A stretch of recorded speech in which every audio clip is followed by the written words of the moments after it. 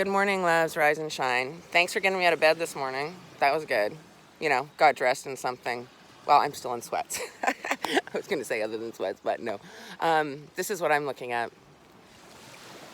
That little seal that just came to listen. Hello, sweet one. Can you guys see that seal over there? Let me switch the camera. Oh, it won't let me do that mid-video. Anyway, there's a little sweet one.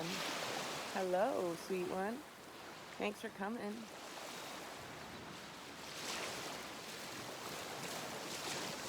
So this morning, I just wanted to talk a little bit about time and how we might all be experiencing it a little bit differently these days.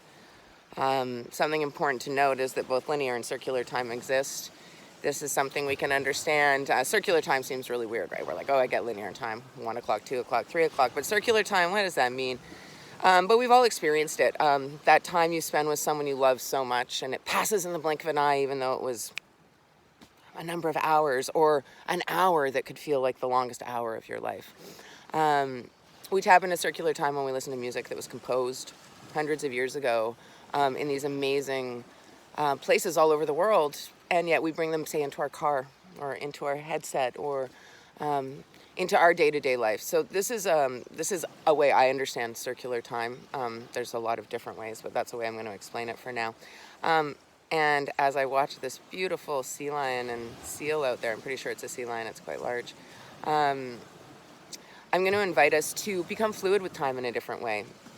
We are very used to trying to control it because we feel like it chases us, right? Like we never have enough of it. And like anything, we have a lot of commentary as contemporary humans around like perpetration against the earth and ownership, except that we don't do anything different. We're not maybe the people who have colonized at this particular moment. We still colonize. However, our relationship to time is also about control. So I'm going to invite us today and every day to let go of some of that control and perhaps instead invite mastery into our worlds, invite mastery in how we run with time, invite mastery in its fluidity. One of the most important things that I think is not happening in our world and needs to is that through sort of, whether it's the capitalist process, it's just the machine, right? It's the system that we're living in. We have all succumbed our personal rhythm to a bigger one. So I think what is really important, and certainly I know for myself it has been, I kind of feel like I said in my other video, I got a little bit of a heads up here in that I took a little bit of time off. Like it's been a while of just trying to get my feet back under me. So without that identifier, without that pressure cooker, where you're chasing yourself all through the day, gotta go, not enough time. What happens? And so I think what I have seen or witnessed in our culture is that we get overridden by the rhythm of culture and the rhythm of our plans or the rhythm of our attachment to our future. And so today and upcoming here, as we rise and shine, I invite you to let that go and to start to pay attention, because it's going to be confusing at first, to what is your natural rhythm? Like, what is a rhythm you would have if you didn't have to wake up at 6:30 a.m. every day, if you didn't have to show up for others? What would rhythm feel like inside your body? How would you orient your day? How would you orient your time?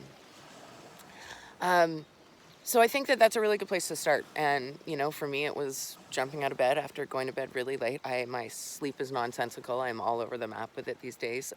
I think I mostly sleep when I can take a bit of a psychic break, to be honest. But I didn't get a lot of sleep, but I feel super awake today. And really, really grateful to be doing this. I'm really grateful to you all. I would not have gotten out of bed at 5:40 a.m. To do this otherwise. So thank you to you. You got me dressed and out the door. And I just want to share this beauty with you. This beauty of connection. Something I think that is really important to remember, and I'm going to turn the camera now to show you where I am. Something I think that is really beautiful and important to remember is that the water of connection connects us all. When I have a bath, I remember that the water that I'm bathing in is visited the stars almost. It's gone up to the highest peaks of our atmosphere, and it's come back down in rain that's filled rivers, and those rivers, their bodies have moved through this land, being imprinted by all the stories and all those who have come before.